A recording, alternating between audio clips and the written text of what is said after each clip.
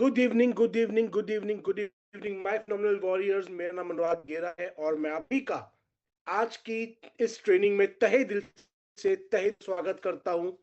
आप सभी का खैर मकदम करता हूं। आप सभी को मैं वेलकम करता हूं आज की ट्रेनिंग के अंदर, जहां पर हम बात करने वाले हैं new IBI training. New IBI training is business influence training, जो आप जिस रोल में, जिस तरीके से आप मीथर के साथ प्रोबोटेक्स का एसोसिएटेड है, जो आपका रोल है। तो जब एक नया व्यक्ति आता है और एक आईबीआई बनता है, तो किस तरीके से वो अपने लिए इस बिजनेस के अंदर बुलंदियों को छू सकता है, कामयाबी को हासिल कर सकता है। उस सबकी जो बेसिक ट्रेनिंग है, वो आज की इस ट्रेनिंग की में हम लोग बातचीत करने वाले हैं। और इस ट्रेनिंग को हम हर महीने एक बार कंडक्ट करते हैं, ताकि जो भी नया व्यक्ति आपकी टीम में आया हो, वो व्यक्ति यहां पर आकर सीख सके कि क्या क्या स्किल्स उसको इस बिजनेस में कामयाब होने के लिए चाहिए। ट्रेनिंग के लिए मैं बहुत एक्साइटेड हूं, हमेशा की तरह। और एक लाइन में आपको अपने बारे में बता देता हूं, क्योंकि ज्यादातर लोग मेरे बारे में ऑलरेडी जानते होंगे। मेरा नाम अनुराग गेरा है और मैं बाय क्वालिफिकेशन एक एमबीए हूं, और पिछले लगभग 5 सालों से मैं मीथर आईटीएस के साथ एज ट्रेनिंग पार्टनर एसोसिएटेड हूं। मैं और मेरे मित्र मिस्टर वीरेंद्र साजवान, यहाँ पर हम लोग लगभग लगभग 5 साल से एसोसिएटेड है। और जो भी व्यक्ति इस प्रोजेक्ट के बारे में जानना समझना चाहता है, इस प्रोजेक्ट को बिल्ड करना चाहता है, उसको इस बारे में ट्रेनिंग देना, इस बारे में सिखाना कि कैसे वो इस इंडस्ट्री को समझ सकता है, कैसे इस इंडस्ट्री में कामयाब हो सकता है, ये हमारा रोल है। और आज की जो मैंने बातचीत आपसे करनी है, वो एक न्यू आईबीआई ट्रेनिंग है, जो कि सबसे शुरुआती ट्रेनिंग होती है। पहला चरण, पहला कदम बोला जा सकता है इस इंडस्ट्री के अंदर एक नए व्यक्ति का। और ये ट्रेनिंग एक नए व्यक्ति और एक जो क्वालिफाइड व्यक्ति है, जो ऑलरेडी तजुर्बेकार व्यक्ति है, जिसके पास ऑलरेडी टीम है, उन सबके लिए इक्वल इंपॉर्टेंस रखती है। क्योंकि अगर आप इस ट्रेनिंग को अपनी टीम के अंदर अप्लाई करते हैं, इस ट्रेनिंग के अकॉर्डिंगली आप चलते हैं, जो ये स्किल्स इस ट्रेनिंग के अंदर बातचीत की जाती है, उस ट्रेनिंग स्किल्स को अगर आप अपनी टीम में डालते हैं, तो कभी भी आप पाएंगे कि हमेशा आपका बिजनेस बढ़ता जा रहा है, बिकॉज आपकी टीम के अंदर ट्रेंड लोग तैयार हो रहे हैं। जब मैं पहली बार इस इंडस्ट्री में आया था, तो मुझे एक बहुत अच्छा एग्जाम्पल देकर मेरी अपलाइन ने मुझे एक बात समझाई थी। और वो एग्जाम्पल क्या था कि आपकी जो टीम है, उसमें दो तरह के लोग हो सकते हैं। एक तो हो सकता है डब्बा, और एक हो सकता है इंजन। अब इंजन का रोल क्या होता है, वो ट्रेन को खींचता है, जबकि डब्बा सिर्फ टंगा रहता है और इंजन को उसको खींच के लेके जाना होता है। अब अगर आपकी टीम में डब्बे बढ़ते जाएंगे और इंजन कम रहेंगे, तो इंजन चाहे जितना मर्जी पावरफुल हो, एक पॉइंट के बाद आकर, एक लेवल के बाद आके उसकी रफ्तार कम होनी शुरू हो जाएगी, बिकॉज डब्बों का वजन उसके ऊपर बढ़ता जाएगा।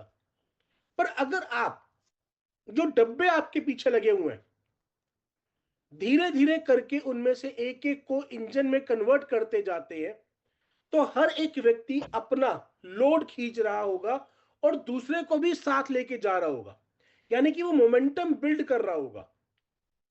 और जितने ज्यादा इंजन आपकी टीम में होंगे, उतनी बेहतर परफॉर्मेंस आपकी टीम की होगी, उतनी ज्यादा रफ्तार होगी। और आपकी टीम में आने वाले किसी भी व्यक्ति को इंजन बनाने के लिए यह सबसे बेसिक और सबसे इंपॉर्टेंट ट्रेनिंग है। इन्हीं के ऊपर, इसी के ऊपर बाकी सारी की सारी ट्रेनिंग जो होती है, वो आधारित होती है। ट्रेनिंग इंडस्ट्री में, अगर मैं नेटवर्क मार्केटिंग में बात करूं, तो ट्रेनिंग इंडस्ट्री की ये ब्लॉकचेन है, जिसके ऊपर सारे के सारे प्रोजेक्ट डिप्लॉय होने हैं। यानी कि ये वो ट्रेनिंग है जिसके ऊपर बाकी ट्रेनिंग्स डिप्लॉय होती हैं, जिसके ऊपर बाकी ट्रेनिंग्स बिल्ड ऑन की जाती हैं। तो बहुत इंपॉर्टेंट ट्रेनिंग है। पर एक वार्निंग मैं आपको देना चाहता हूं कि ट्रेनिंग बहुत बेसिक है, बहुत बेसिक, क्योंकि न्यू आईबीआई ट्रेनिंग है, बहुत बेसिक ट्रेनिंग है, मगर ये हमेशा रिजल्ट्स को डिलीवर करती है। It always delivers results. ये वो लाइन एंड लेंथ है, जो कि अगर क्रिकेट के अंदर कोई बॉलर भटक जाए, तो और वो कोच के पास जाके बोले कि भाई मेरे को रिजल्ट्स नहीं मिल रहे, तो कोच जनरली एक लाइन बोलता है, स्टिक टू द स्टंप्स, मतलब बॉल उस जगह पे फेंको कि अगर बैट्समैन छूटे तो या तो उसके पैड पे लगे तो एलबीडब्ल्यू हो जाए, या फिर बोल्ड हो जाए, जिसको बोलते हैं stick to the line, stick to the stumps. तो ये स्टिक टू द स्टंप्स वाली ट्रेनिंग है। अगर आप इस ट्रेनिंग को फॉलो करते हैं अपनी तरह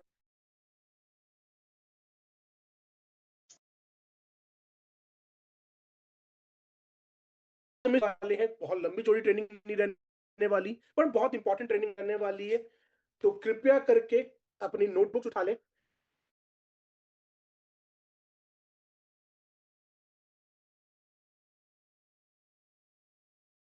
हमेशा से एक बात कहते आया हूं कि लर्निंग इज नेवर अर्निंग।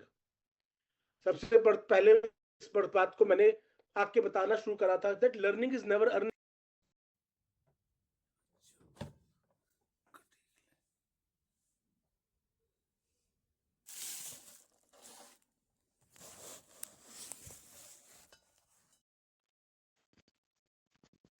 कीजिए। अब इस ट्रेनिंग को ग्रैप्स करके इसको इंप्लीमेंट करने का सबसे शुरुआती तरह हम क्या कर सकते हैं, आप आज जो भी आप नोट्स बनाए उन नोट्स की फोटोग्राफ अपनी अपनी टीम में सर्कुलेट करें।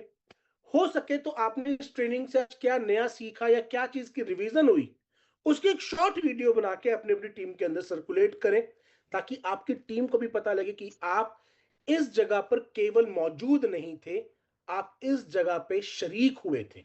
मौजूद होना और उसमें शामिल होना, इन्वॉल्व होना में दोनों में अंतर होता है। प्रेजेंस होना और प्रेजेंट होना।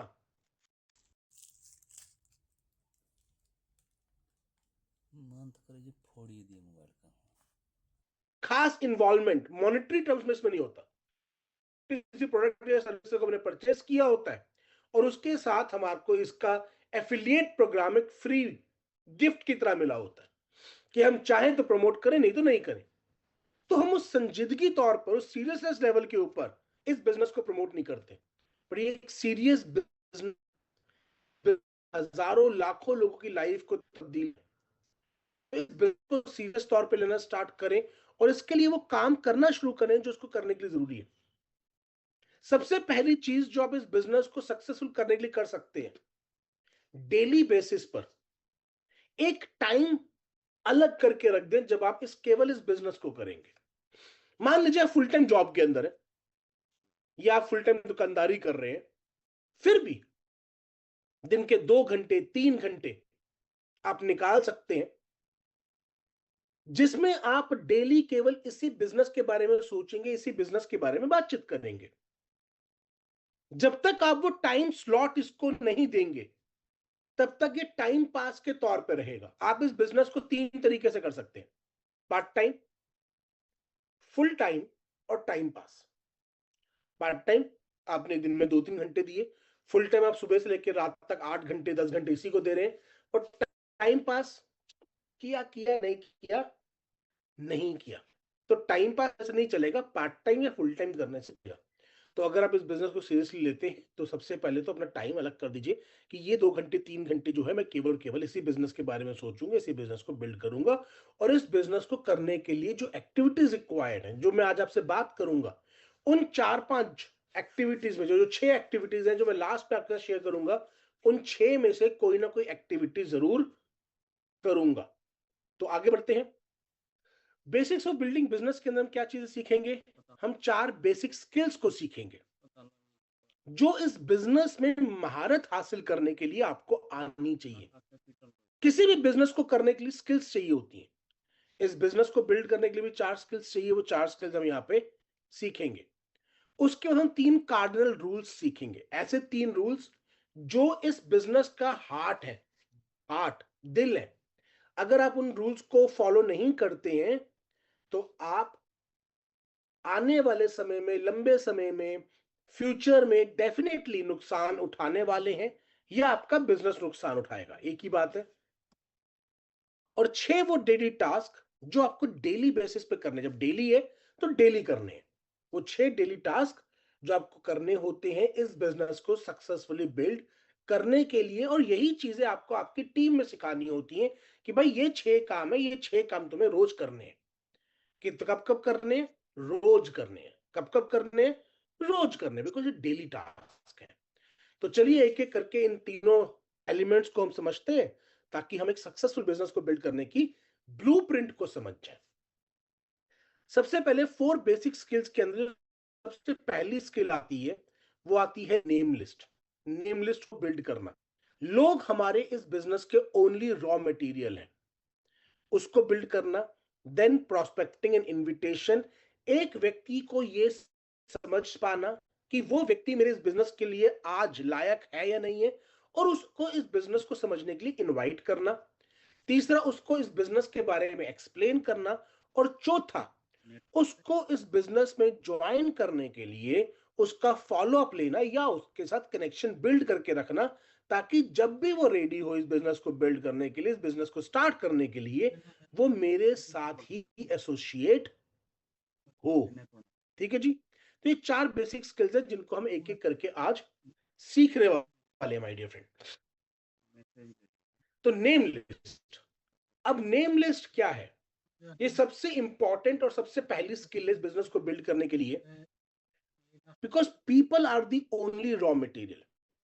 अब मैं इस बिजनेस को, ट्रेडिशनल बिजनेस को साथ साथ लेके चलूंगा, बिकॉज जो स्किल्स इस बिजनेस में चाहिए, जो काम है इस बिजनेस में करना होता है, वही किसी और बिजनेस में करना होता है।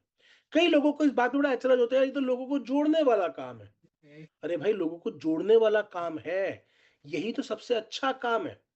अगर आप अच्छे ढंग से लोगों को जोड़ रहे हैं, सही ढंग से लोगों को जोड़ रहे हैं, तो इससे बेहतर काम और क्या हो सकता है भला? सोच के देखिए ना, इससे बेहतर काम और हो क्या सकता है फिर? तो भाई हाँ, लोगों को जोड़ने का काम है, हम लोगों को जोड़ने का काम करते हैं, तोड़ने का काम नहीं करते। हम लोगों को जोड़ने का काम करते हैं। तो people are the only raw material. अब सबसे पहला काम क्या है भाई? इस बिजनेस के अंदर मुझे ना तो इन्वेंट्री मैनेज करनी है, ना मुझे बैकएंड के ऑपरेशंस मैनेज करने हैं, ना मुझे रॉ मटेरियल मैनेज करना है, ना मुझे सॉफ्टवेयर मैनेज करना है। मुझे करना क्या है इस बिजनेस के अंदर? मुझे बस इस बिजनेस के बारे में, अपने प्रोडक्ट के बारे में, अपने सर्विस के बारे में लोगों को एजुकेट करना है। बाकी सारे काम तो मेरे लिए कंपनी कर रही है, वो मैनेज कर रही है। मुझे कोई पीछे की सर्विसेज को हैंडल नहीं करना, कोई पे आउट को हैंडल नहीं करना। ये सारे काम कौन कर रही है? ये सारे काम बैकएंड के ऊपर कंपनी कर रही है। तो मेरा काम क्या बच जाता है? मेरा काम है शाहरुख खान वाला, किरण वाला, कि मैं खड़े होकर इस बिजनेस के बारे में लोगों को एजुकेट करूं, प्रमोशन करूं इस बिजनेस का। अब अगर मैं ट्रेडिशनल बिजनेस खोलता, एक दुकानदारी भी करता, तो मुझे बिजली का बिल भी भरना पड़ता, मुझे स्टॉक भी देखना पड़ता, मटेरियल परचेज कहां से करूंगा, कब आएगा, कितना स्टॉक बचा है, नहीं बचा है, लोगों की सैलरी, जो मेरे एम्प्लॉयज बनेंगे उनकी सैलरी दे करना, इंफ्रास्ट्रक्चर क्रिएट करना, ये सारे काम मुझे करने पड़ता। और उसके बाद शुरू होता मार्केटिंग का काम, कि भाई दुकान खोल ली, सब कुछ कर लिया, माल भर लिया, सामान रख लिया, अब करूं क्या?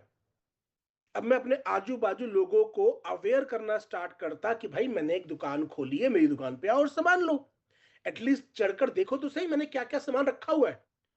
तो मेरा काम नेटवर्क मार्केटिंग में, एफिलिएट मार्केटिंग में, मीटर के अंदर इस पॉइंट से शुरू होता है कि भाई दुकान तो मेरी रेडी है, मैंने अपना प्रोडक्ट ले लिया, अब उसके बाद मुझे तो मार्केटिंग करनी स्टार्ट करनी है, लोगों को अवेयर करना स्टार्ट करना है कि भाई मेरे पास एक आपकी इस प्रॉब्लम का सॉल्यूशन है, आप आके एक बार इस बात को समझिए।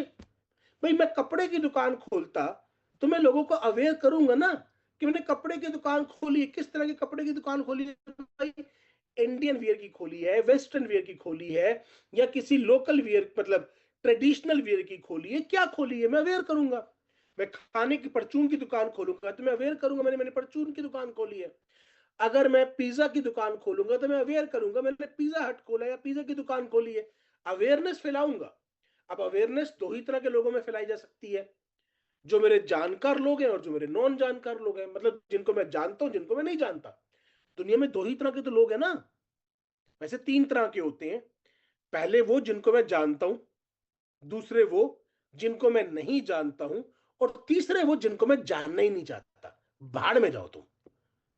पर इन 3 के अलावा दुनिया में चौथे तरह का कोई व्यक्ति नहीं है। तो हम तीसरे टाइप वालों को छोड़ देते हैं, दूसरे टाइप, दो टाइप की बात करते हैं, जिनको मैं जानता हूं और जिनको मैं नहीं जानता।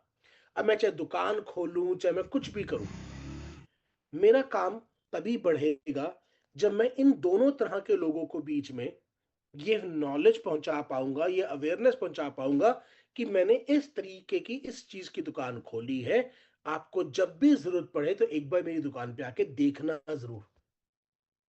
सेम वैसे ही आज जब मैं मीटर का पार्ट बनता हूं, मैं जब रोबोटेक्स का पार्ट बनता हूं, तो मैं भी एक दुकान खोलता हूं, मैं एक ग्लोबल बिजनेस खोलता हूं अपने लिए, जिसको ग्लोबली प्रमोट किया जा सकता है, जो लोगों की एक बहुत इंपॉर्टेंट प्रॉब्लम का सॉल्यूशन दे रहा है, वो है वेल्थ क्रिएशन।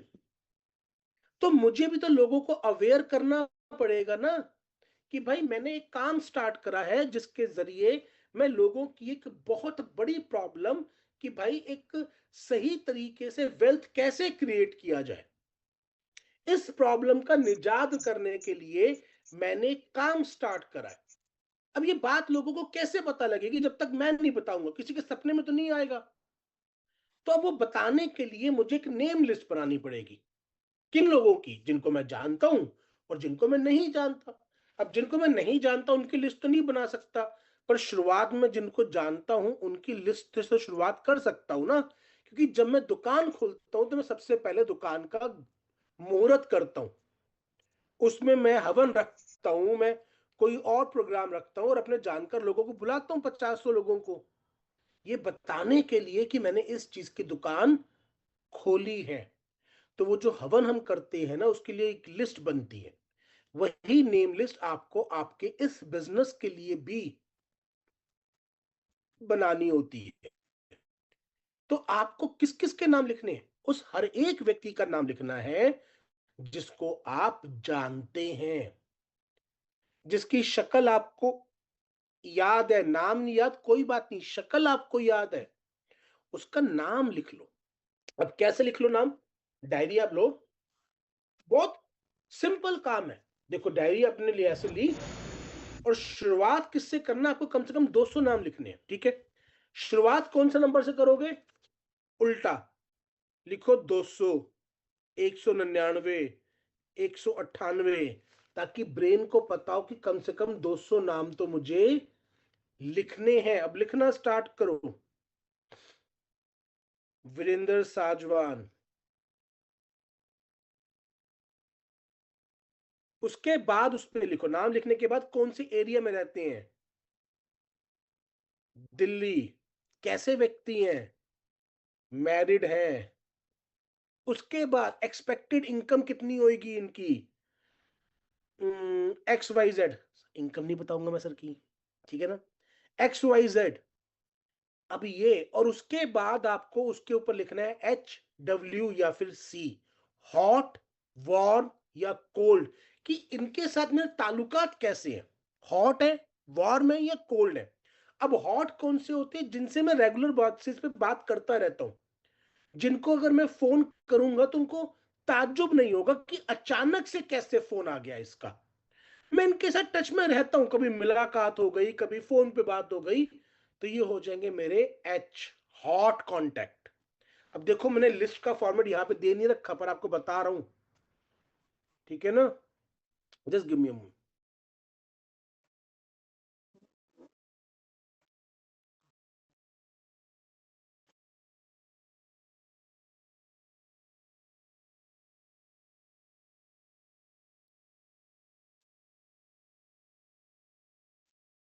देखो मैं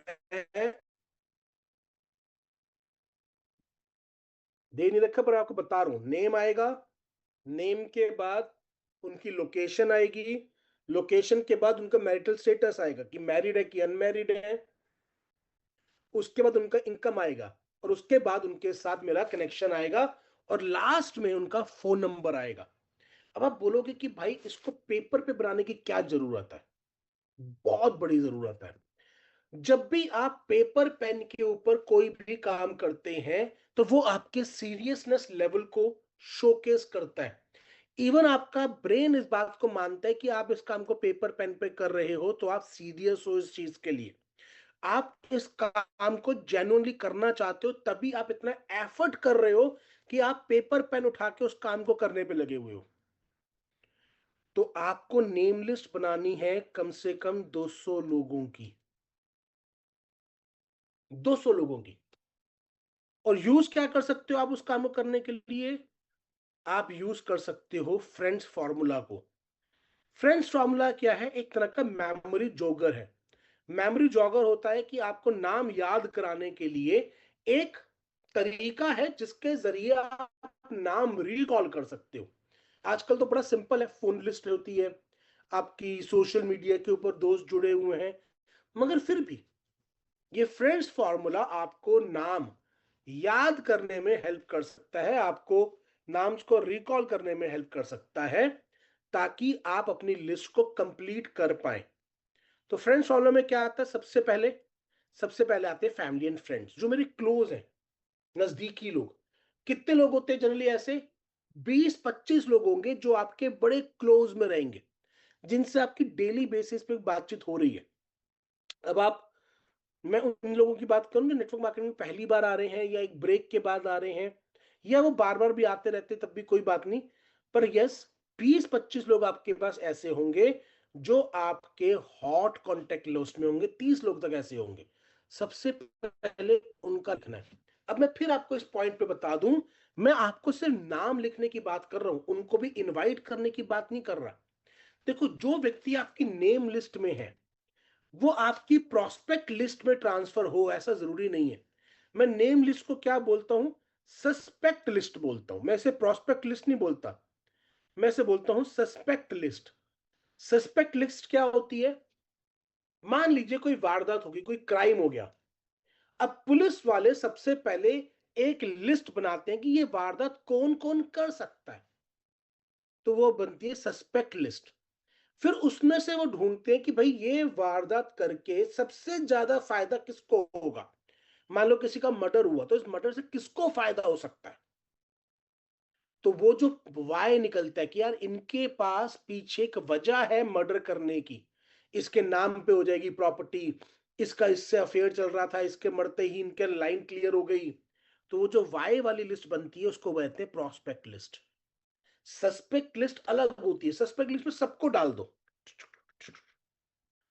वाई वाली जो लिस्ट होती है वो होती है प्रोस्पेक्ट लिस्ट, जिनसे मुझे बातचीत करनी है, जो मेरे उस डोमेन के अंदर फिक्स बैठ रहे हैं, जिनसे मैं खुल के इस बिजनेस के बारे में बातचीत करूंगा, वो आती है प्रोस्पेक्ट लिस्ट।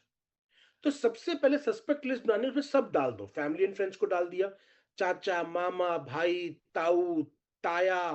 ताऊ और ताया तो एक ही हो गया। मौसा, मासड़ भी एक हो गया। पर आप समझ गए ना, सबको डाल दो फैमिली एंड फ्रेंड्स के अंदर। भाई मान लो अगर आप विवाहित हो, तो आपके शादी के कार्ड, अगर 150 कार्ड भी छपे होंगे तो 150 परिवारों में तो गए होंगे। तो उन 150 परिवारों में दो दो अडल्ट भी हों, तो 300 नाम तो हो गए ना। मैं कहता हूँ 150, चलो हस्बैंड वाइफ भी हुए, भाई अब साजवन सर उनकी वाइफ को तो मैं एक यूनिट मान लेता हूँ, पर कम से कम नाम तो है। मान लो सुजीत भाई तो अनमैरिड है, अगर वो मेरी लिस्ट में होंगे तो सुजीत जायसवाल भाई तो अनमैरिड है, तो एक नाम हो गया।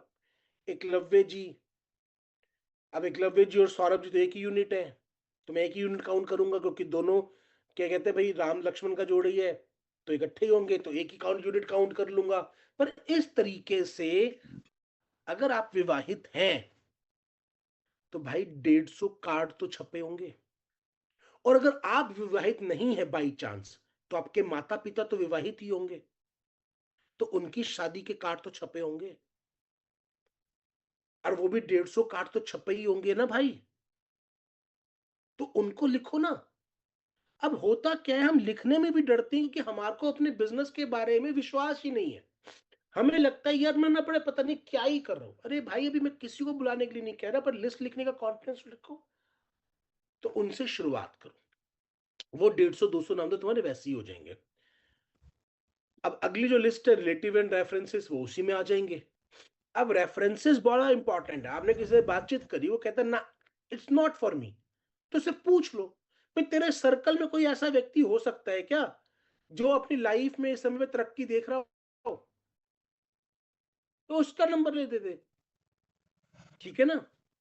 उसके बाद अगला आता है इंस्टीट्यूशनल कॉन्टेक्स्ट। अगेन ये याद करवाने के लिए, इंस्टीट्यूशनल कॉन्टेक्स्ट में कौन, जो मेरे साथ मेरी पिछली नौकरी में थे, उससे पिछली नौकरी में थे, उससे पिछली नौकरी में थे, ये सारे इंस्टीट्यूशनल कॉन्टेक्ट्स हो गए।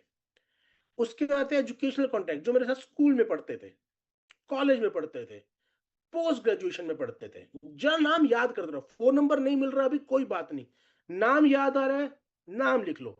शक्ल याद आ, नाम भी याद नहीं आ रहा, शक्ल याद आ रही है, तो मस्से वाला लड़का लिख लो। जब आप लिस्ट में लिख लेते हो तो आपके ब्रेन के अंदर जाके वो चीज बैठ जाती है कि मुझे कहीं ना कहीं से इस व्यक्ति से कनेक्शन बिल्ड करके इससे इस बिजनेस के बारे में एक बार बातचीत जरूर करनी है। देखो हमारा काम है बातचीत करने का, हमारा काम बेचने का नहीं है। हमें अपने बिजनेस के बारे में एक नए इनसे बात, बेचना नहीं है, बातचीत जरूर करनी है, ठीक है जी। एन स्टैंड्स फॉर नेबर्स, मेरे अड़ोसी पड़ोसी। डी स्टैंड्स फॉर डिस्टेंस, जो मेरे दूर के दोस्त हैं, जो आज यहां से सेटल होकर लंदन चला गया, अमेरिका चला गया, कनाडा चला गया, तो भाई मैं तो ग्लोबल बिजनेस में हूं ना, उनसे बात कर सकता हूं। चलो वो दिल्ली छोड़कर कोलाबा चले गए, दिल्ली छोड़कर वो लखनऊ चले गए, तो मैं उनसे भी बात कर सकता हूं। And then S stands for strangers, social media and service providers. S कौन है, स्ट्रेंजर्स, जिनको मैं आज नहीं जानता, but there are many ways कि मैं उनको अपने सर्कल में लेके आ सकूं। तो ये फ्रेंड्स फॉर्मूला करके आपको कम से कम 200 से 250 लोगों की लिस्ट बनानी है। अब जब ये लिस्ट बनती है ना, ये आपका एक बहुत इंपॉर्टेंट प्रोस्पेक्टिंग टूल भी बन जाता है। जब आप किसी के सामने बैठ के प्लान शो करते हैं और उसका नाम में, लिस्ट में नाम है, वो चाहे यस बोले चाहे नो बोले, आप वहां पर उसके नाम पे सर्कल कर दो, तो उसको दिखेगा कि ये मेरे अकेले के भरोसे नहीं बैठा, इसके पास 300 लोगों की लिस्ट है, ये उन पे काम करेगा। और उन 300 में से इसको चाहिए कितने, 3 लोग, 3 अच्छे लोग चाहिए, सिंपल। आप सोच कर देखो आपके ब्रेन को कितना सुकून मिलेगा जब आपको पता है मेरे पास 300 लोग हैं बातचीत करने के लिए, और इन 300 में से मुझे चाहिए कितने लोग, 3 अच्छे लोग।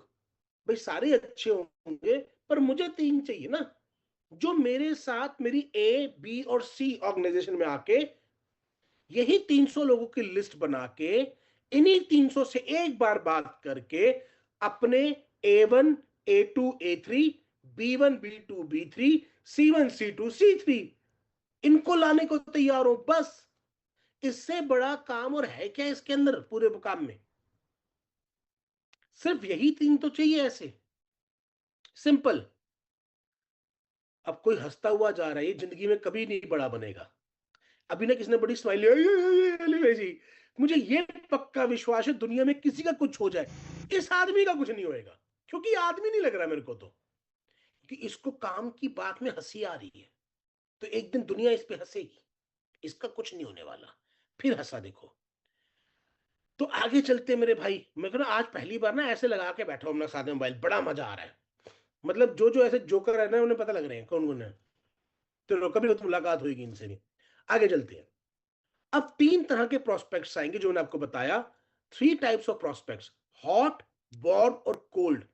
अब इनके साथ अगर आप राइट वर्ड्स, फेथ और एंथुसियाज्म के साथ बातचीत करोगे, right words faith and enthusiasm के साथ बातचीत करोगे, तो ये डेफिनेटली आपके साथ एसोसिएट होंगे।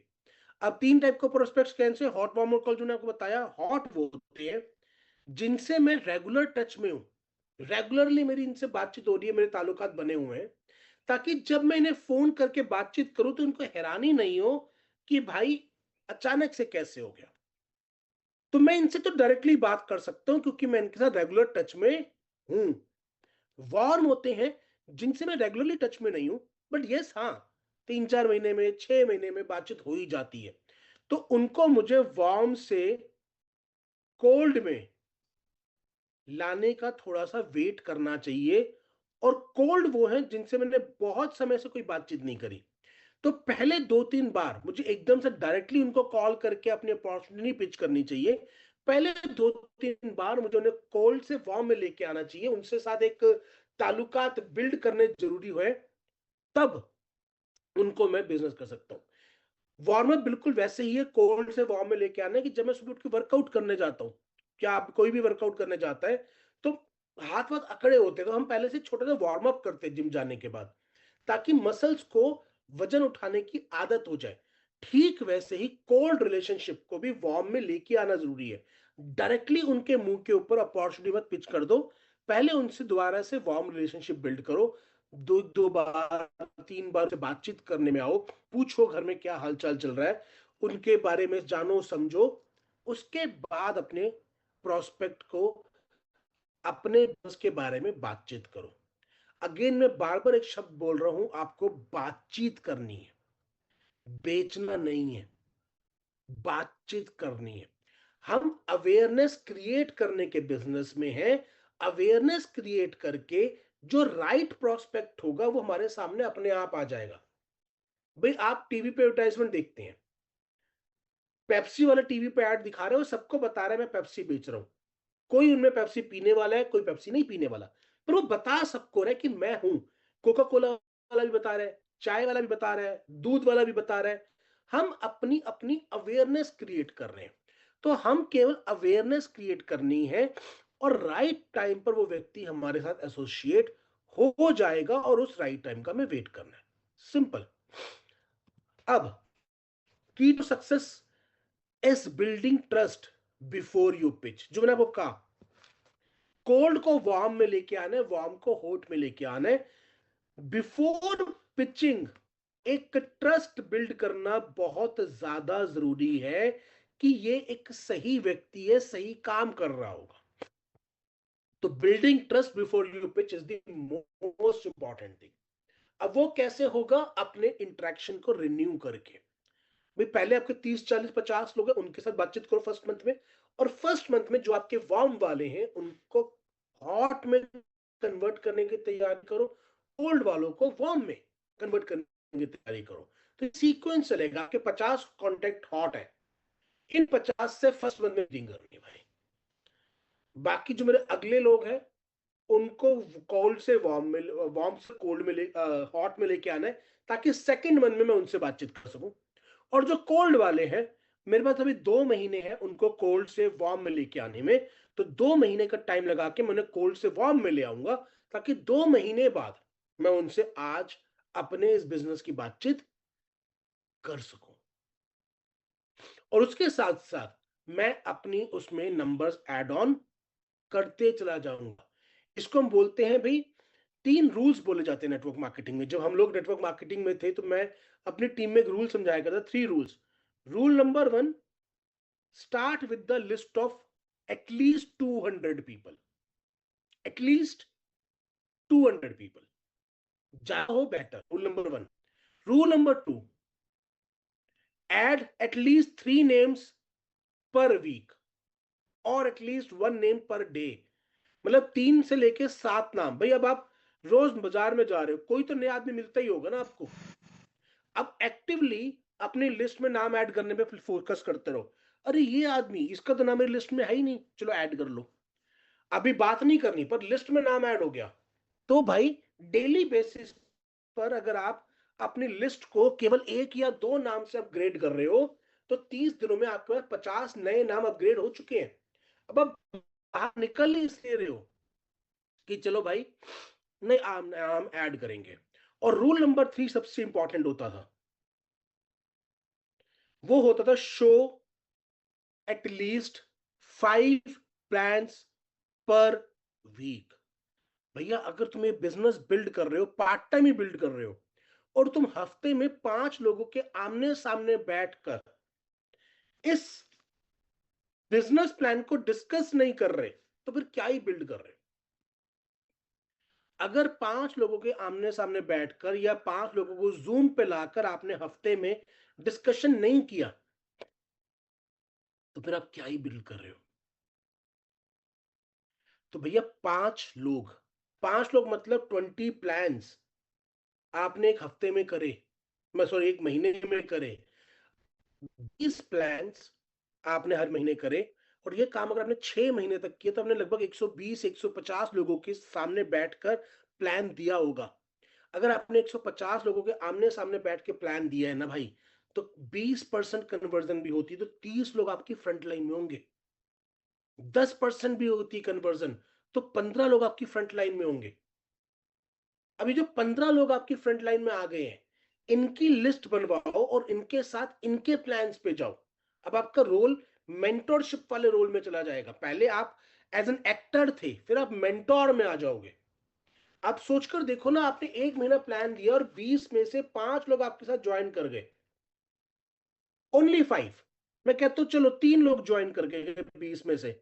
अभी जो 3 लोग हैं, आपने इनके साथ बैठे, मीटिंग फिक्स करी, और किस लिए बैठे? नेम लिस्ट बनवाने के लिए बैठे। आपने इनकी 200-200 लोगों की लिस्ट बनवाई, तो आपके पास 600 नए नाम ऐड हो चुके हैं सेकंड मंथ के लिए। अब इन 600 में से 60 तो इनके भी हॉट होंगे ना, 20-20 लोग। तो आपके अपने प्लस इनके ये 60 लोग, तो आपके पास अगले महीने 80-85 लोग हैं मुलाकात करने के लिए। उन 80-50 में से 80 लोगों में से अगर आप 80 से मिलोगे, तो फिर भाई कम से कम 12-15 लोग आपकी टीम में, यानी कि इन 3 के नीचे भी इनके 3-3 आ चुके होंगे। सोच के देखो। लोग कहते हैं 3-3 का मैट्रिक्स बनाना मुश्किल है। हाँ मुश्किल है। क्यों? क्योंकि हम ये काम करना नहीं चाहते। मैं पहले महीने में अपने 50 लोगों से नहीं मिलना चाहता। अपने 50 लोगों में से मेरे जो साथ 5 लोग जुड़ेंगे, उनकी लिस्ट बनवाकर उनके 30-30 लोग शॉर्टलिस्ट करके मैं सेकंड महीने में 150 लोगों से मुलाकात नहीं करता। अगर 150 लोगों से आपके 5 लोग हैं, उनके 30-30 लोग हैं, अगर इनके 30 लोगों से आप सेकंड मंथ में 150 लोगों से मुलाकात करो, तो ऐसा हो नहीं सकता कि आपके पास अगले महीने 15-17 लोग, 20 लोग ना ज्वाइन करें। इन लोगों के नीचे 2-2 3-3 लोग ज्वाइन ना कर जाए। और थर्ड मंथ में अभी जो नई सेकंड लेयर आई है, इसके साथ उन पे काम करो। This is how this business is build. ये बिजनेस बहुत सिंपल है, इजी नहीं है। सिंपल है पर इजी नहीं है। सिंपल क्या होता है? जो काम कोई भी कर सकता है। इजी होते है जो काम कोई भी कर लेगा। दोनों में जमीन आसमान का अंतर है। This is simple, not easy. This work is simple, not easy.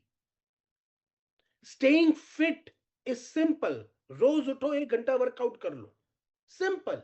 कितने लोग करते हैं? Not easy. This business building is simple but not easy. आगे चलते हैं। अब प्रोस्पेक्टिंग एंड इनविटेशन क्या है? अब आपने 200 लोगों की लिस्ट बना ली। अब इन 200 के 200 को नहीं आज कॉल कर, मतलब 200 के 200 से बात नहीं कर लेनी। 250 की लिस्ट बना ली, 250 के 250 लोगों को ज्वाइन नहीं करवा लेना।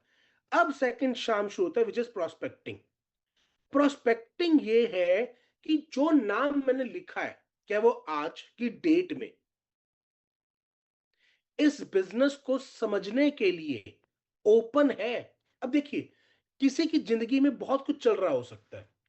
एक व्यक्ति है, आपने किसी को फोन करा, पता लगा उसके परिवार में भी शादी है 3 दिन बाद, तो क्या इस व्यक्ति से बिजनेस बिल्ड करने की बात करनी चाहिए अभी? The answer is no. ये उसमें बिजी है। आपको पता लगा कि भाई 3 दिन बाद उसके बच्चे का बर्थडे है, तो सबसे पहले तो उस बच्चे का बर्थडे नोट कर लो, 3 दिन बाद उसको विश करो। बट वो अगले 3 दिन उसमें बिजी रहने वाला है, उससे भी मत बात करो।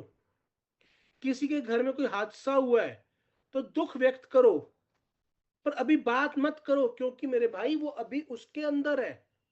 किसी की अभी नई नई नौकरी लगी है, बड़ा खुश है, नई सैलरी पैकेज मिला है, थोड़ा रुक जाओ। क्यों? क्योंकि अभी बड़ा एक्साइटमेंट में है वो नौकरी को लेकर, अभी शायद बिजनेस के लिए ओपन नहीं होगा। तो प्रोस्पेक्टिंग है इस बात को चेक करना कि क्या ये व्यक्ति अभी राइट माइंडसेट में है मेरे बिजनेस को समझने के लिए।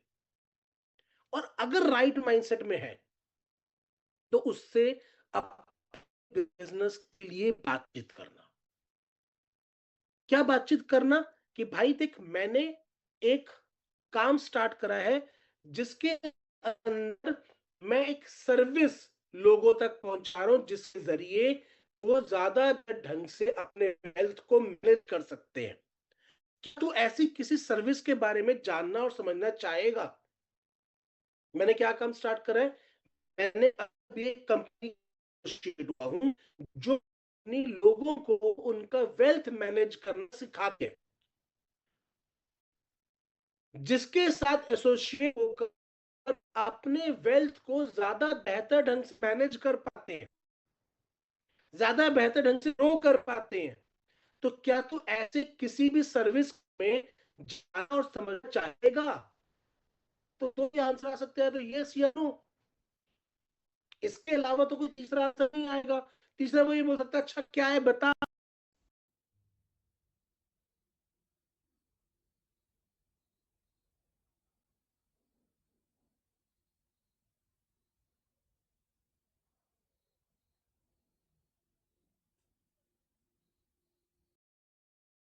को समझने के लिए आज तैयार है, करने की बात नहीं कर रहा। करना तो वो बंदा जब समझेगा उसके बाद डिसाइड करेगा।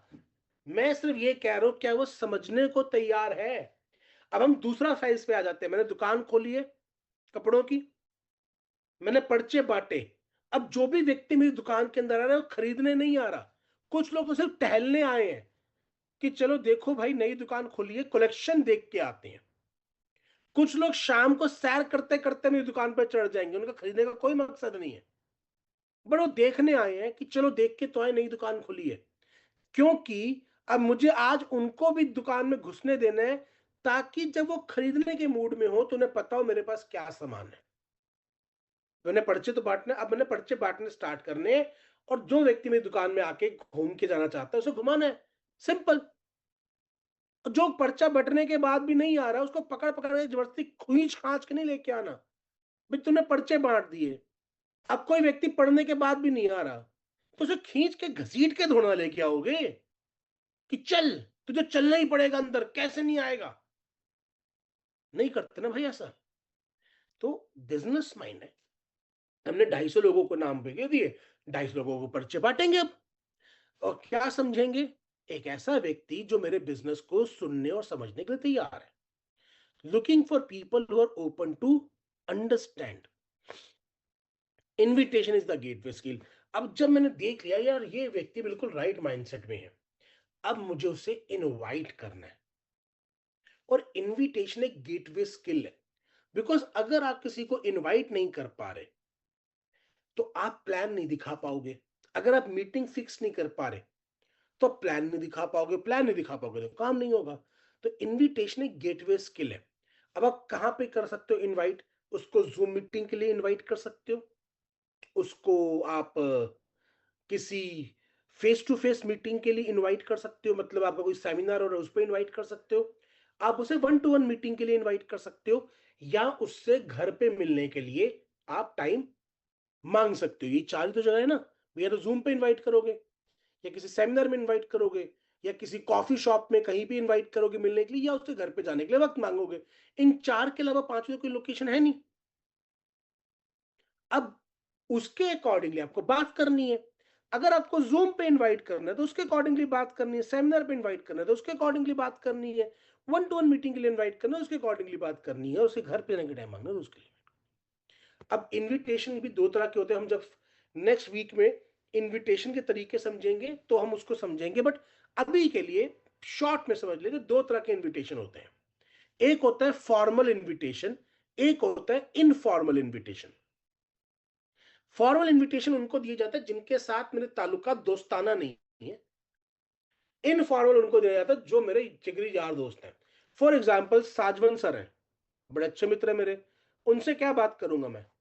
साजवन सर, आपके साथ मिलकर बहुत इंपॉर्टेंट बात करनी है यार, लाइफ में कुछ करने का डिसाइड किया है, एक बार आपके साथ भी शेयर करना है। अगर समझ में आया तो दोनों मिलके करेंगे। आज घर पे ही हो ना? हाँ चलो मैं आ रहा हूं। बस यही इनवाइट करूंगा मैं। उनको ये नहीं बताऊंगा आज एक जूम कॉल है रात को 8 बजे, आर यू सीरियस? नहीं भाई, मेरे ताल्लुकात उनसे इतने अच्छे हैं कि उनके तो मैं घर बैठ के जाकर मदद मांग सकता हूं। दोस्ती यारी ऐसी है। मान लो सुजीत भाई है मेरे साथ, अब सुजीत भाई के साथ आज इतनी दोस्ती है, मैं उसे बोल सकता हूँ, सुजीत भाई यार एक अच्छी चीज समझ में आई है, मैंने करने का डिसाइड किया है, एक बार आपके साथ शेयर करना चाहता हूं, अच्छी लगेगी तो मिल बैठ के बात करेंगे, नहीं तो कोई बात नहीं। क्यों? क्योंकि ताल्लुकात अच्छी हैं। तो जहां पर मेरा इनफॉर्मल ताल्लुकात है, मैं उन्हें इनफॉर्मल तरीके से ही बात करूंगा।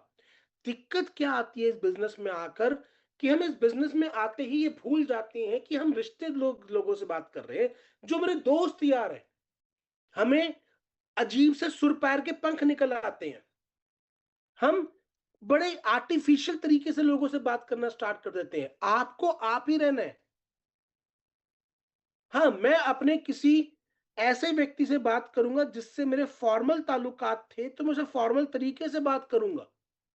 बट जिससे मेरे इनफॉर्मल ताल्लुकात है, मैं इनफॉर्मल तरीके से बात करूंगा। अभी मान लो मैं एक व्यक्ति से मिला जो मेरी जॉब में मेरा जूनियर होता था पहले, ठीक है जी, पिछली जॉब में मेरा जूनियर हुआ करता था। अब मैंने उसे फोन किया, मान लो उसका नाम है लक्षदीप। तो मैं पहले तो हालचाल पूछूंगा, लक्षदीप भाई क्या है आजकल, क्या चल रहे हो, और बताओ जॉब के अंदर सब बढ़िया चल रहा है? तो पूछूंगा, समझूंगा कि हाँ भाई जॉब के अंदर तो अभी अभी कहीं पे और क्या ग्रोथ प्रोस्पेक्ट्स है आपके जॉब के अंदर, सारी बातें करूंगा। और मुझे लगेगा कि हाँ मेरे ताल्लुकात इससे इतने हॉट हैं, तो आज ही बात करूंगा, नहीं तो क्या करूंगा, चलो बढ़िया यार, मैं भी खुद अपने लिए लाइफ में कुछ और तलाश रहा हूं, आप भी देखते रहो, मिलेगा तो मुझे बताना। और ये कह के मैं आज कन्वर्सेशन को एंड कर दूंगा। मैंने क्या करा अभी, अभी मैंने केवल उनके साथ जो रिलेशनशिप ठंडा पड़ा हुआ था उसको रवा कर लिया, दैट्स इट, रवा कर लिया। अब मैं हफ्ते 10 दिन बाद फोन करूंगा उसे कि लक्षदीप भाई, मैंने आपको बताया था यार कि मैं अपने लिए कुछ तलाश रहा था, तो आई हैव जस्ट फाउंड समथिंग, और मुझे लगता है कि आपके लिए भी ये सूटेबल हो सकता है, मुझे लगता है, पर देखो मुझे कंफर्म नहीं है। तो मैं चाह रहा था कि मैं एक बार आपके साथ बैठकर एक चीज को डिस्कस करूं, अगर आपको ये अपने लिए ठीक लगेगा तो आगे हम डिस्कस करेंगे, नहीं तो कोई बात नहीं। देखो मुझे नहीं पता, बट मैंने एक सॉल्यूशन फाइंड आउट करा है जिसके जरिए हम दोनों लोग अपने अपने काम को डिस्टर्ब किए बिना एक एक्स्ट्रा इनकम जनरेट कर सकते हैं। मुझे अपने लिए वायबल लग रहा है, पर ये आपके लिए वायबल है या नहीं है मुझे नहीं पता। तो मैं आपसे एक साथ बैठकर एक बार से डिस्कस करना चाह रहा था। अगर आपको ये अपने लिए वायबल लगेगा, मुझे तो ये भी नहीं पता ये आपके लिए वायबल है या नहीं है, अगर ये वायबल लगेगा तो हम आगे की बातचीत करेंगे, अदरवाइज इज परफेक्टली फाइन। अब वो पूछेगा भाई क्या है एग्जैक्टली exactly मेरे भाई, मुझे पता है आप जरूर इस बारे में जानना चाहोगे, पर मैं चाह रहा था बिकॉज ज्यादातर बातचीत जो मुझे आपसे करनी है वो एक विजुअल प्रेजेंटेशन है, और मैं अभी इतना कैपेबल नहीं हूं because I have just started with this organisation. तो मैं चाह रहा था कि मैं आपके साथ मिलकर over a cup of coffee इस पर डिस्कशन कर लूं, with no strings attached, no strings attached. I just want to present it in front of you, और अगर आपको लगता है कि आपके लिए वाइबल है तो हम नेक्स्ट स्टेप्स पे बात करेंगे, परफेक्टली फाइन।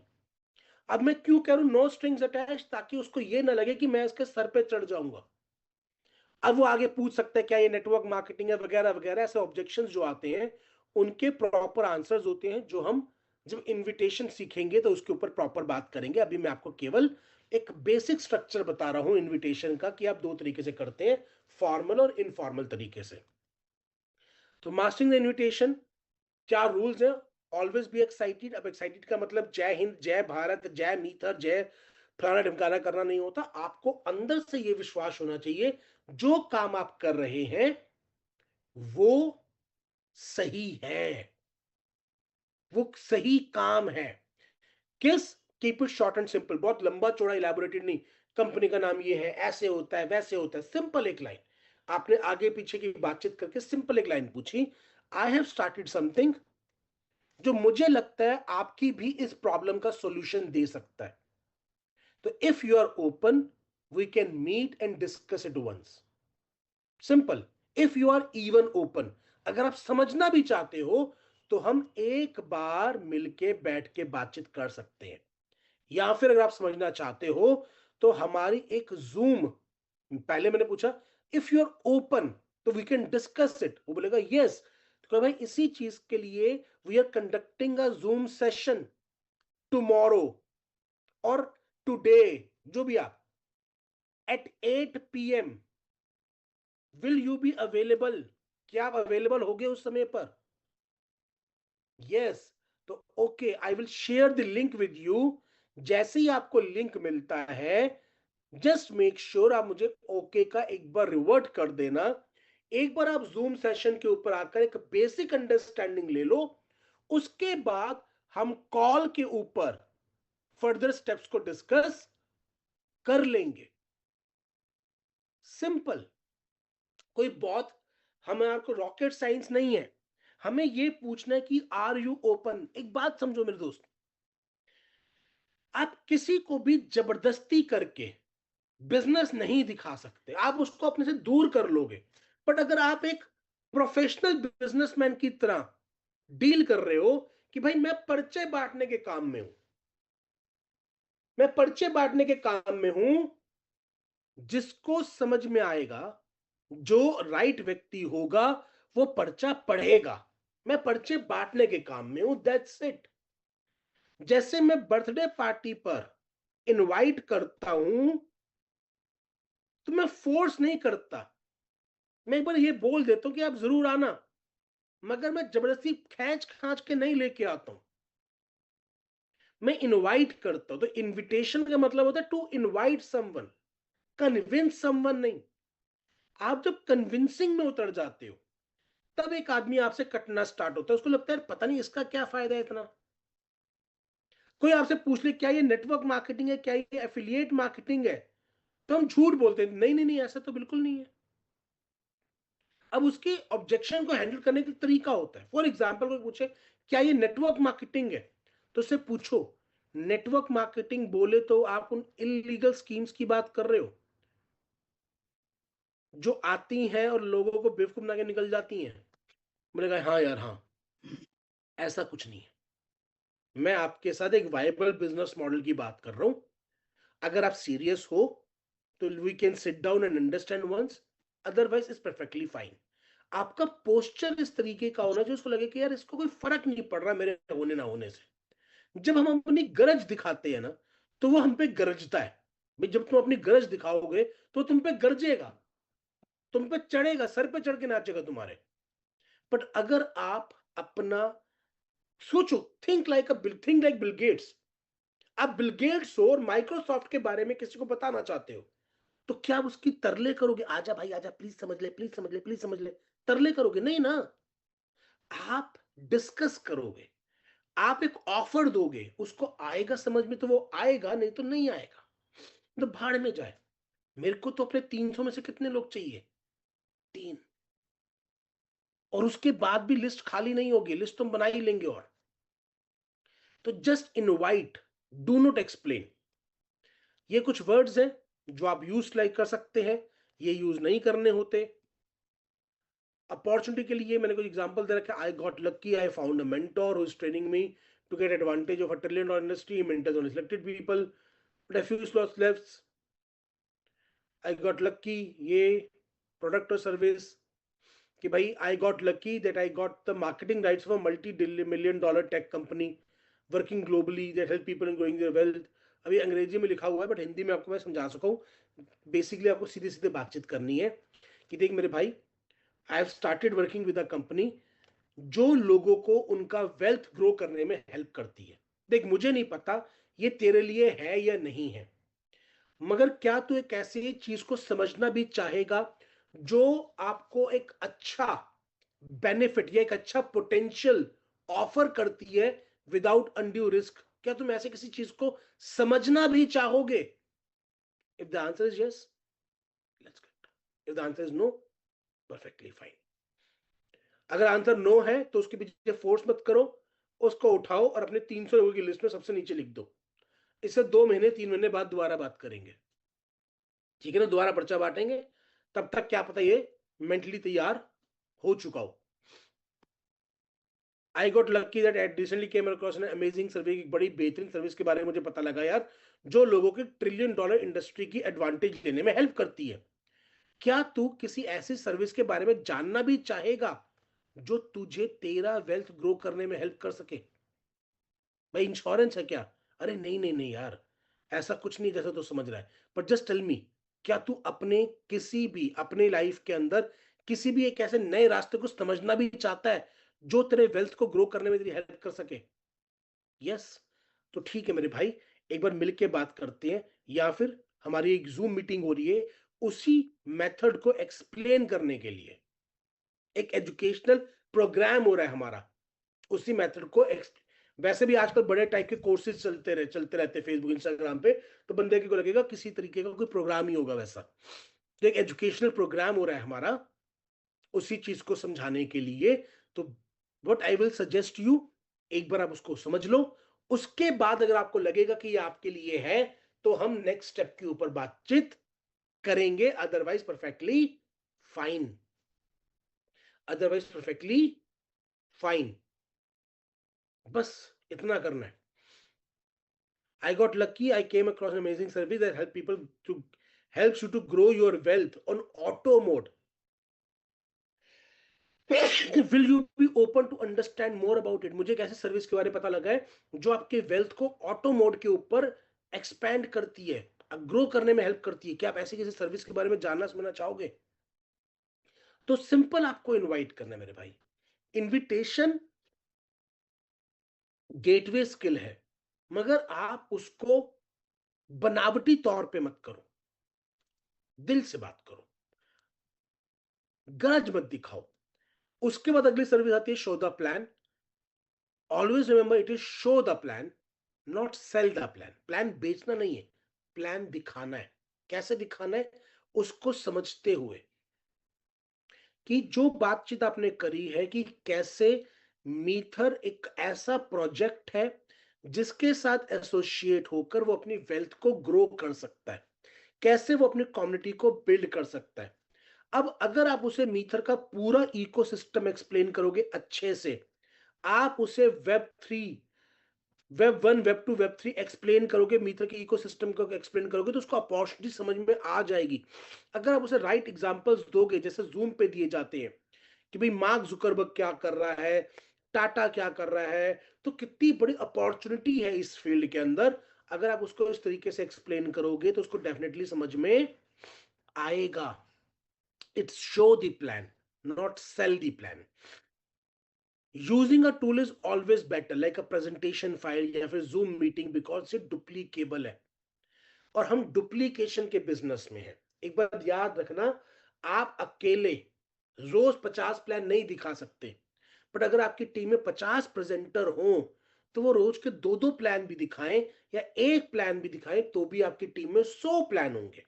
100 प्लान होंगे, बुरे से बुरे भी होंगे, तो भी 10 लोग आपकी टीम में एक्टिव हो जाएंगे, नए आएंगे, उनको सिखाओ फिर। तो डुप्लीकेशन का बिजनेस है। प्रेजेंटेशन फाइल और जूम मीटिंग के जरिए आप बेहतर डुप्लीकेशन कर सकते हैं। Keep the plan length to maximum 18 minutes. अगर फेस टू फेस मिल रहे हैं तो जब आप स्टार्ट करते हैं, हमारी कंपनी का नाम या प्रेजेंटेशन फाइल खोलते हैं, वहां से लेके वहां तक लास्ट तक वो 18 मिनट में बातचीत हो जानी चाहिए, ज्यादा लंबी चौड़ी नहीं। आप वैसे बैठ के बातचीत कर रहे हो 15-20 मिनट, आधा घंटा, अलग बात है, बट फाइल ओपन करने के बाद या पेपर पेन लिखने के बाद 18 मिनट के अंदर बातचीत हो जानी चाहिए, बिकॉज ज्यादा लंबा अटेंशन स्पैन बचा नहीं है। और आजकल के रील के जमाने में तो कतई नहीं बचा अटेंशन स्पैन। तो उसको ये नहीं लगना चाहिए कि उसको इतनी लंबी पोथी समझनी पड़ेगी। आप उसे एक बिजनेस प्लान देने जा रहे हो जो कि 18 मिनट में एक्सप्लेन किया जाना चाहिए। शो थर्ड पार्टी वैलिडेशन, उसको वेबसाइट पे ले जाकर गवर्नमेंट क्या कह रही है इस इंडस्ट्री के बारे में, क्या स्कोप है, जैसे हम शो करते हैं कौन कौन से एलिमेंट्स हैं इस इंडस्ट्री के, हमारी कंपनी किन किन एलिमेंट्स पे काम कर रही है, किस तरीके से काम कर रही है। ये सारी चीजें जब आप थर्ड पार्टी वैलिडेशन उसको समझाते हो तो आप अपना फेथ बिल्ड कर पाते हो। ठीक है जी। ये करने के बाद लास्ट आता है follow up and follow through. Jim Rohn एक बात कहते थे, pennies lies in sales, fortune lies in follow up. मतलब सेल के अंदर पेनिस है, फॉर्चून किसमें? फॉलोअप में।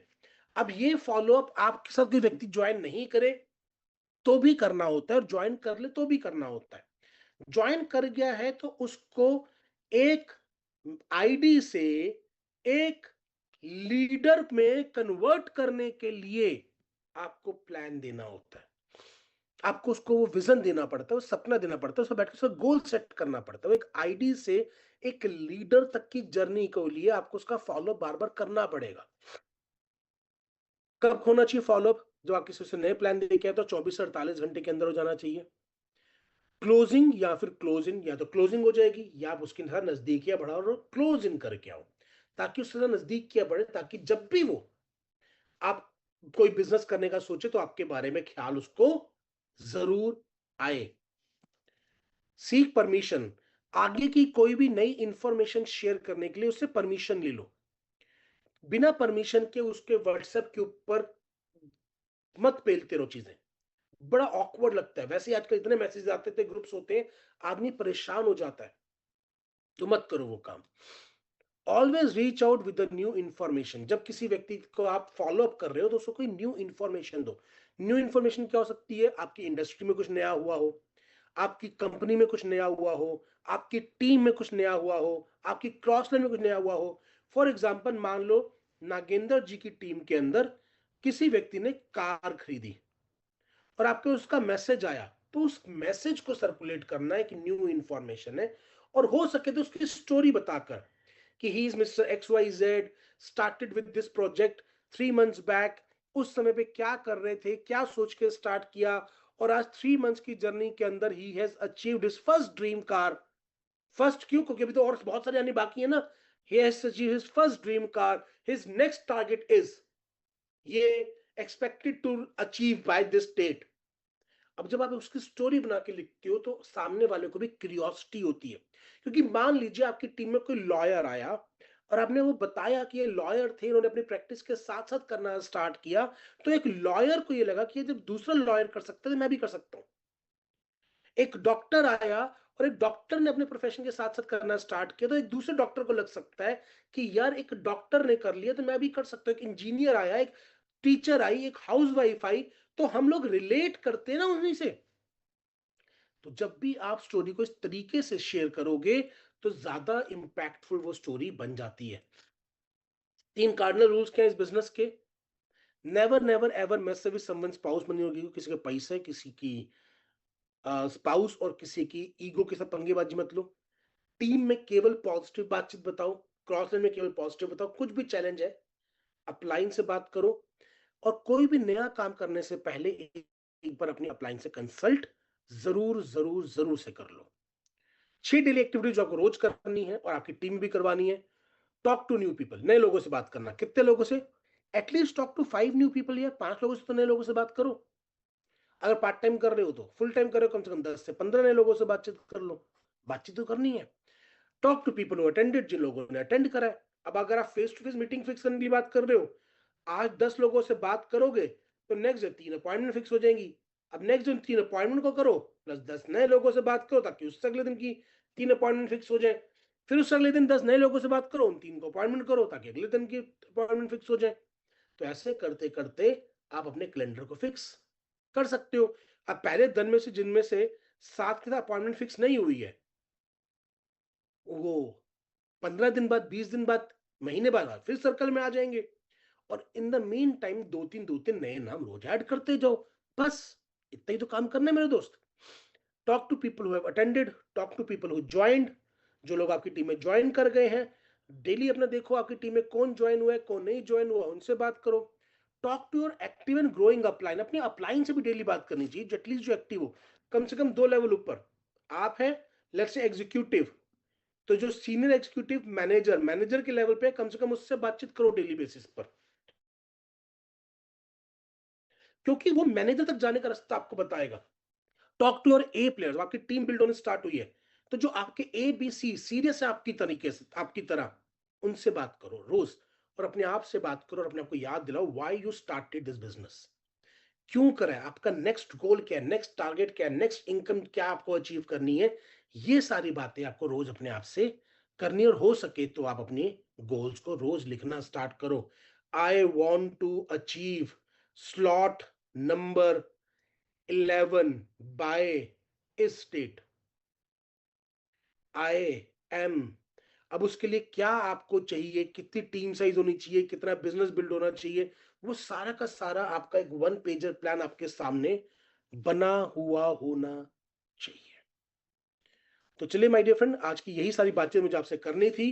तो आई होप आपको आज की इस ट्रेनिंग से जरूर कुछ ना कुछ वैल्यू मिली होगी। और एक बात याद रखिएगा, building this business is simple, not easy. तो बिजीनेस में ना रहें, बिजनेस में रहें।